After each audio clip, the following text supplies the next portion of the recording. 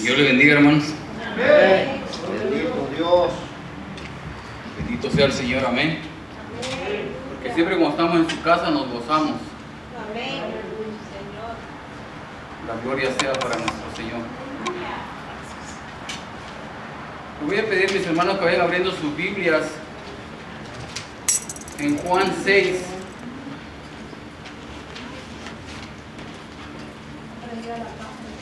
¿Estás en día? Juan 6. Cuando lo tengan, mis hermanos, me dan un fuerte amén. Amén. Amén. Juan 6. Vamos a leer Juan 6, versículo 66. Amén. Vamos a estar predicando sobre el tema ¿qué somos nosotros? Amén. La palabra del Señor la leemos en el nombre del Padre, del Hijo y de su Santo Espíritu, y a la palabra dice: desde entonces muchos de sus discípulos volvieron atrás y ya no andaban con él. Señor, te damos gracias, Padre, por este hermoso privilegio que me has regalado, Señor. Señor, nosotros sabemos que tú nos das la oportunidad, Señor, de regocijarnos y glorificar tu santo nombre. Por eso has apartado estos tiempos, Señor. Ahora, Señor, yo vengo poniendo mi vida en tus manos, Padre, para que tú pongas los pensamientos que sean solamente tuyos, Señor, y que no hable yo de mi carne, Padre. Bendito sea tu santo nombre, Señor. Permítenos, Señor, agarrar este mensaje conforme a tus propósitos, conforme a tus anhelos, Señor, y aprender de ti y estar cada día más y más en tus caminos. Te damos gracias, Señor, por este tiempo. Amén. Pueden sentarse, hermanos. El versículo que leímos dice: desde entonces muchos de sus discípulos volvieron atrás y ya no andaban con él. En estos tiempos, mis hermanos, nos podemos dar cuenta que en muchas iglesias, en realidad casi en todas las iglesias, la gente se ha ido apartando del Señor. Y entonces viene a la mente de un cristiano y se pone a pensar y dice: ¿qué está pasando? ¿Realmente qué pasa con la gente, con los discípulos de Jesús? ¿A qué estamos jugando o qué estamos haciendo? Amén. Entonces, yo le quiero hacer una pregunta para que usted la analice conforme al servicio. Y la pregunta que yo tengo para usted es: ¿usted por qué cree que es cristiano? Amén. Hay algunas respuestas que yo podría dárselas y usted sabrá si van conforme a lo que usted piensa o sus propósitos. Y una es porque alguien le presentó a Jesús, alguien le presentó el Evangelio. Otra es porque alguien oró por usted. Otra es porque alguien lo trajo a la iglesia. Otra es también porque el mensaje del Señor llegó a su vida. Amén. Pero aquí también nos habla de que hay un montón de gente que se mete en las iglesias. Por eso dice que muchos de sus discípulos volvieron atrás. Ahora, todos sabemos que Jesús le pregunta al apóstol Pedro, le dice: Pedro, ¿me amas? Y Pedro le dice: sí, Señor. Y luego le pregunta: Pedro, ¿me amas? Y luego le pregunta: Pedro, ¿me amas? 3 veces luego le pregunta: Pedro, ¿me amas? Pedro, ¿me amas? Y Pedro le dice: Señor, tú lo conoces todo, le dice. ¿Por qué le digo esto, mis hermanos? Porque el Señor conoce nuestro corazón. Amén. Muchos podemos estar en la iglesia por un propósito o por un deseo. Amén. El propósito de todo cristiano es llegar hasta la patria celestial con el Señor. Amén. Pero un deseo es nada más venir buscando algo que es necesario para todos. Todos tenemos necesidades. Todos tenemos necesidades de un milagro. Todos tenemos necesidades económicas. Todos tenemos necesidades físicas, necesidades sentimentales. Todos tenemos tipos de necesidades. Y estoy de acuerdo que vengamos por algo. Pero dice el versículo que muchos se volvieron atrás. Dice en Marcos 10:46, dice: entonces vinieron a Jericó, y al salir de Jericó, él y sus discípulos y una gran multitud. Fíjate cómo dice que también llegó una gran multitud con él. Nosotros podemos ver en muchas ocasiones que a veces han habido eventos de evangelización, a veces han pasado por programas, o hay personas que tienen sus servicios que usted mira multitud de gente, pero ¿usted cree que realmente todos sean convertidos ahí? La mayoría no, todos son convertidos, siempre buscan algo. Siempre están en la acechanza de buscar algo y algo y algo. Amén. Y vamos a empezar con el versículo 1 del capítulo 6 de Juan 6. Dice: después de esto, Jesús fue al otro lado del mar de Galilea, el de Tiberias, y le seguía gran multitud porque veían las señales que hacía a los enfermos. Todos sabemos que necesitamos, en nuestro parecer, señales, pero eso no justifica para que nosotros nos conviertamos o nos arrepientamos de nuestros pecados. Amén. Porque las señales pueden ser, si usted mira un milagro, ¿usted va a pensar que esa persona se ha salvado? Yo digo que no, porque tiene que ser constante, constante, constante. Si nosotros miramos desde el versículo 1 hasta el 23, aquí miramos lo que es el contexto de lo que leímos. Aquí es donde el Señor alimenta a las 5,000 personas, las 5,000 gentes que tenía con los panes y los pescados. Amén. Pero si nos pasamos a Juan 14, dice: aquellos hombres entonces, viendo las señales que Jesús había hecho, dijeron: es verdaderamente el profeta que había de venir al mundo. Pero entendiendo Jesús que le iban a venir y apoderarse de él y hacerle rey, volvió a retirarse al monte él solo. Fíjese, si sabemos que Jesús conoce los pensamientos de uno, Jesús se había dado cuenta que era lo que buscaba esa multitud. Amén. Entonces nosotros, ¿cómo estamos siguiendo a Jesús realmente? ¿Cuál es la forma en que nosotros estamos siguiendo a Jesús? ¿Lo estamos siguiendo por un milagro, por una necesidad, o porque amamos a Jesús, o porque confiamos en Jesús, o porque creemos en su palabra? ¿Cuál es el propósito que usted tiene? ¿Por qué lo está siguiendo? Amén. Y dice el 24: cuando vio pues la gente que Jesús no estaba ahí, ni sus discípulos, entraron en las barcas y fueron a Capernaum buscando a Jesús. Fíjese, cualquier persona que diría: wow, la gente estaba eufórica, quería conocer a Jesús, lo estaban buscando. Pero como Jesús conocía el corazón, Jesús conoce el corazón de todos nosotros. Nosotros podemos decir: wow, esta gente necesitaba de Jesús, necesitaba la palabra de él. No se sentían a gusto, tal vez. Dice: y hallándole al otro lado del mar, le dijeron: Rabí. Fíjese cómo le dicen Rabí. ¿Qué está haciendo esta gente, esta multitud? Está mostrando lo que tiene en su corazón. Porque no le están diciendo mi Señor, mi perdonador, mi Salvador. Le están diciendo Maestro. Y maestros hay muchos. Aquí tenemos 2 maestros entre nosotros, o tal vez más, pero maestros hay muchos. ¿Cómo le van a decir maestro? Alguien que lo iba a entregar todo. Amén. Entonces ellos están mostrando su corazón automáticamente, diciéndole: Rabí, ¿cuándo llegaste acá? Respondiendo Jesús les dijo: de cierto os digo que me buscáis. Y yo podría decir que, no es para sobreexaltar la manera de Jesús, pero Jesús, con toda la paciencia y la tranquilidad que tenía para enseñar y para hablar, tal vez no queriendo mirar el rostro de la vergüenza, porque para mí es una vergüenza estar enfrente del maestro y andar buscando la comida nada más, andar buscando cómo llenar la panza. Andaban buscando algo regalado, y lo que es regalado no lo querían, que es la salvación. Amén. Es lo que nosotros tenemos que buscar. Lo que es regalado nosotros lo desaprovechamos muchas veces cuando no venimos, no buscamos del Señor. Y eso que es regalado lo desaprovechamos y preferimos ir a matarnos o a trabajar para ganar unos pesos. Amén. Y eso está pasando con ellos aquí. Estaban buscando más comida cuando, sabiendo que ellos tenían el pan de vida, y lo estaban desperdiciando. Amén. Dice: me buscáis no porque habéis visto las señales, dice, sino porque comisteis el pan y os saciasteis.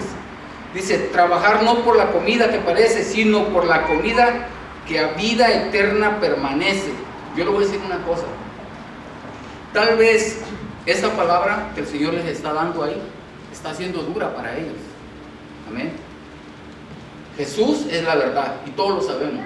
Y nosotros como predicadores y todos los que nos paramos aquí tenemos que decir la verdad. Aunque duela, hermanos. Amén. Aunque duela, tenemos que decir la verdad. ¿Cómo es? ¿Por qué? Porque si no, al rato el Señor no va a venir a decirnos a nosotros: ustedes nada más le dieron el pan para que llenaran sus estómagos, no hicieron mi trabajo. Y yo les digo algo, cuando el otro día nos estábamos orando aquí, yo allá, hermanos, orando por el templo, así pasó un pensamiento rápido, diciéndole: Señor, ¿qué pasa con tu casa? Señor, derrama tu aceite aquí, que necesitamos que tú te apoderes de este lugar, que lo hagas tuyo, que tú lo manejes. ¿Saben qué? Hermano, un pensamiento así nada más digo: ocúpense de mis cosas, que yo me ocupo de las suyas. Así. Y yo, hermano, yo no me podía despegar de ahí. Y llorando por la tristeza que sentía en el corazón, porque ese pensamiento pasó así en mi cabeza nada más como algo rápido. Y eso es lo que tenemos que hacer, ocuparnos de las cosas del Señor. La palabra siempre va a ser dura, pero no, ¿qué vamos a hacer? ¿Le vamos a dar pancito nada más a la gente? ¿Le vamos a alimentar nada más su cuerpo y lo espiritual lo vamos a dejar? ¿Y que al rato el Señor nos reclame? Porque los que nos paramos aquí, aparte de que enseñamos, tenemos una responsabilidad demasiado grande de venir a decir la palabra de Dios o a envolver a la gente. Amén. Dice: por la comida que da vida, dice, vida eterna permanece, la cual el Hijo del Hombre os dará, porque a esto señaló Dios Padre. Fíjese cómo el Señor, hermanos, nos enseña a nosotros. Si nosotros no automáticamente no hacemos las cosas del Señor, nosotros no. Mire, yo he sentido deseos en mi corazón a veces de no pararme aquí cuando yo digo: pues la palabra tal vez no va a servir o no es buena. Pero ¿sabe algo? Si el Señor está duro sobre mí, yo no puedo decir: Señor, yo no voy a ir a decir. O yo puedo decir: me voy a tomar un día y la guardo para después. ¿De qué sirvo? Me va a decir el Señor: siervo inútil eres. ¿Así? No sirve. Amén. Entonces, mire, en el versículo 58, el Señor da una palabra poderosa para ellos. Amén. Pero también sabemos que esta palabra esta palabra confrontó a la gente y todos se sintieron molestos, porque el Señor le dijo: Moisés no les dio el pan de vida, Moisés les dio el maná nada más, como decirlo, un cereal. El pan de vida era él. Amén. Entonces eso les molestó, que el Señor llegara a decirles que Moisés no les había dado lo suficiente. Ellos se sentían capaces de poderlo seguir y comprender la palabra, pero ellos no estaban, ¿cómo le diré? No estaban agarrando lo que es importante, que era la palabra de Dios, que era lo que el Señor venía a darles. Amén. Y dice en Juan 66, dice: al oír muchos de sus discípulos dijeron: dura es esta palabra, ¿quién la puede oír? Mire, si miramos este versículo y nosotros lo ocupamos aquí, o nosotros hablamos como Jesús hablaba, muchos se molestan aquí, muchos se molestan. Amén. Ya parecemos cantaritos, nos quebramos por una cosita que nos diga, parecemos vajillas de cristal, ya nos molesta la cruz. Pero le voy a decir algo: muchos cristianos parecemos vampiros, corremos de la cruz de Cristo, pero bien que chupamos sangre. Amén. La verdad. Entonces, si nosotros nos callamos, digo, no estamos haciendo lo correcto. Y dice: sabiendo Jesús en sí mismo que sus discípulos murmuraban de esto, les dijo: ¿esto os ofende? Eso nosotros tenemos que ponernos a pensar. Si las cosas que nosotros le decimos a la gente les ofenden, también le podemos decir: si nosotros mismos, y yo me pongo allá, déjenme decirle, porque no tengo foro espiritual, yo no tengo nada de qué librarme. Si nosotros nos la pasamos ofendiendo a Dios todos los días y en cada momento, ¿por qué nos va a ofender una palabra? No nos tiene que ofender.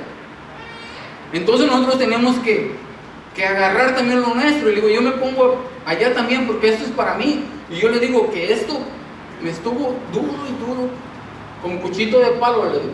Y pues así es la palabra de Dios, hermanos. Mire, busque en su Biblia Lucas capítulo 17. Lucas 17. Aquí viene un ejemplo muy importante, mis hermanos, que nos va a enseñar por qué hay veces las multitudes no cuentan o no son importantes. Amén. ¿Ya lo tienen? Lucas 17, 12 dice: y al entrar en las aldeas le salieron al encuentro 10 hombres leprosos, los cuales se pararon de lejos y alzaron su voz diciendo: Jesús, Maestro. Otra vez, fíjese, Maestro, no le pueden decir mi Salvador, dice: ten misericordia de nosotros. Cuando él los vio, les dijo: id y mostraos a los sacerdotes. Y aconteció que mientras iban, fueron limpiados. Entonces uno de ellos, dice, viendo que había sido sanado, volvió a glorificando a Dios a gran voz, y se postró rostro en tierra a sus pies, dándole gracias. Y este era samaritano. Aquí la esencia de este mensaje, mis hermanos, es se postró.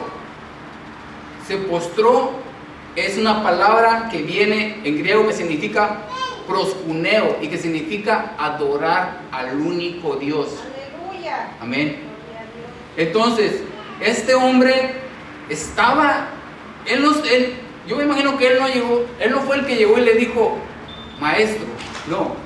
Él había ido entre la multitud de los 10 y uno de ellos dijo: Maestro, pero este llegó y reconoció que había sido salvo. Amén. Ahora mire, el maestro le dice, Jesús le dice: mira, vete y tú has sido salvo, le dice el Señor. O sea, no solo lo limpió, no solo ahora sí que lo salvó, su fe lo salvó. Pero le voy a decir algo, hermano. ¿Es importante la sanidad de una persona? Es importante, pero ¿qué es más importante? ¿Lo espiritual o la sanidad del cuerpo? La sanidad del cuerpo es importante, pero es más importante lo espiritual. Entonces nosotros tenemos que dirigirnos con reverencia al Señor y decir: Señor, ayúdame. Pero no es tan importante. Siempre estamos enfocándonos en sanidades, en cosas que el Señor nos dé, y nos despreocupamos por lo espiritual. Lo espiritual es lo fundamental, hermanos. Si nosotros sanamos hoy y morimos mañana, ¿eso nos da una gran satisfacción? No. Pero si morimos enfermos, para la gloria de Dios. ¿Por qué? Porque ya estamos en su poder, en sus manos. Siempre hemos estado en su poder, pero en sus manos, ahí estamos más seguros. Porque aquí el enemigo nos hace como quiera, la verdad. Amén. Entonces, este leproso, aparte de que fue sanado, se salvó. Y es lo que necesitamos nosotros. Amén. Mire, vamos a mirar qué fue lo que pasó con aquella multitud que proclamaba mucho a Jesús y que le buscaba. Juan 12, dice: el siguiente día, grandes multitudes que habían venido a la fiesta al oír a Jesús, venían a Jerusalén, dice, tomando ramas y palmeras, y salieron a recibirle y clamaban: Hosana, bendito el que viene en el nombre del Señor, el Rey de Israel. Fíjese cómo un grupo sale a encontrar a Jesús. Cualquiera de nosotros diría: wow, avivamiento. Hay avivamiento en Israel, la gente ya se convirtió. Pero esta misma multitud que proclamó por el Señor, esta misma multitud fue la que dijo: crucificadle. Amén. Esta misma multitud. Entonces, ¿dónde estaban todos aquellos que ellos iban a la sinagoga todos los sábados a leer las escrituras? ¿Dónde lo habían dejado? ¿De dónde ellos, en qué momento se les olvidó todo lo del libro de Juan, ¿en qué momento ellos lo dejaron? ¿En qué momento desapareció de su vida? ¿En qué momento olvidaron de las promesas de que el Mesías iba a llegar para que ellos lo trataran así? Mire, yo me imagino que como Jesús no entró en un caballo blanco como el de Napoleón, sino entró en un burrito, dijeron, este no está manifestando que sea un rey, que sea el todopoderoso. Entonces se les hizo fácil exponerlo y dejarlo así a manos libres. Amén. Y cuando lo apresaron, fíjese todavía lo que dijeron, dice, cuando lo agarraron. Dice, y tenían entonces un preso famoso llamado Barrabás. Reunidos pues ellos, les dijo Pilato, ¿a quién queréis que os suelte? ¿A Barrabás o a Jesús llamado el Cristo? Dice, pero los principales sacerdotes y los ancianos persuadieron a la multitud que pidiesen a Barrabás. ¿Qué es persuadir aquí? Persuadir significa que manipularon a la gente. Estos líderes estaban manipulando a la gente para que crucificaran a Jesús. Yo me imagino que estaban pensando, no, Barrabás, suelta a Barrabás, tuve una visión que se va a hacer bueno, o que para mañana ya va a aceptar a Cristo, o yo no sé qué estaban pensando, pero la verdad, nosotros como predicadores, como líderes, no debemos de manipular a la gente para nada. Amén. Porque sea voz del pueblo, voz de Dios, no, eso era antes. Si usted se da cuenta que un líder está mal o está haciendo las cosas mal, usted va a hablar con él. Amén. Por las cosas que esté haciendo mal, cualquier cosa. ¿Creen todos que somos iguales aquí? Así me gusta verlos calladitos. ¿Creen todos que somos iguales? Amén. Entonces todos podemos darnos cuenta si alguien está en una situación o quiere manipular algo. Amén. Entonces nosotros vamos a hablar. Amén. Dice, respondiendo el gobernador les dijo, ¿a cuál de los dos queréis que os suelte? Y ellos dijeron, a Barrabás. Miren, estos hombres, esta gente, esta multitud, nunca conocieron a Jesús. Nunca lo conocieron. Ellos iban por comida, por milagros, por sanidad, por todo lo que sea. Ellos nunca lo conocieron. Entonces nosotros tenemos que saber si estamos conociendo realmente a Jesús. Amén. El cristiano que realmente conoce a Jesús, confía en Jesús. Cree en Jesús. Y si no, sigue confiando en Jesús. Amén. El cristiano que cree en la venida de Jesús, cree que si el Señor no lo puede sanar aquí, lo puede sanar aquí. Amén. Aleluya. Ese es el cristiano fiel y el verdadero cristiano. Amén. Este es un mensaje corto, mis hermanos, pero quiero terminar con una reflexión que encontré por ahí. Amén. Esta es una historia en los primeros siglos del cristianismo. Una historia basada en el año 304 después de Cristo. Se trata de una pareja, dice. Una pareja cristiana que llevaba 3 semanas de casados cuando fueron separados por una persecución. Este hombre se llamaba Timoteo, dice. Él fue llevado ante el gobernador, quien lo presionaba para que se volviera otra vez al paganismo.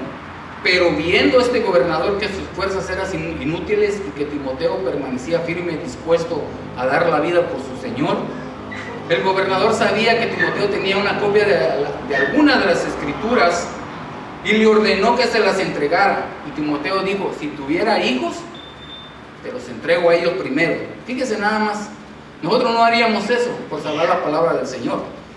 Eso es algo realmente que es de admirar. Amén. Dice, te entregaría primero a mis hijos, dice, antes de entregarte las sagradas escrituras. Y aún me las podrás quitar, pero no las podrás sacar de mi corazón. Dice, el gobernador se enfureció y ordenó que le sacaran los ojos. Entonces, un verdugo con un hierro candente se los quemó, se los fundió. Amén.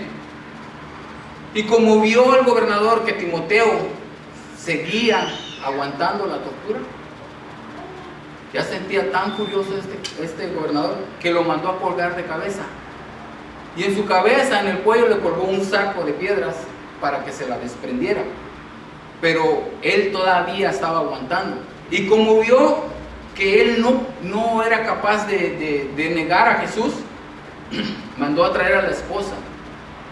Manda a traer a la esposa y le dice: habla con tu marido para que él niegue a Jesús. Y ella, al mirarlo cómo estaba y todo golpeado, dice que la mujer lloró y fue a hablar con él y le dijo: está bien. Y ella llegó y diciéndole: Timoteo, niega a Jesús. Y él tenía la boca tapada y todo vendado, pero estaba oyendo la voz de su esposa.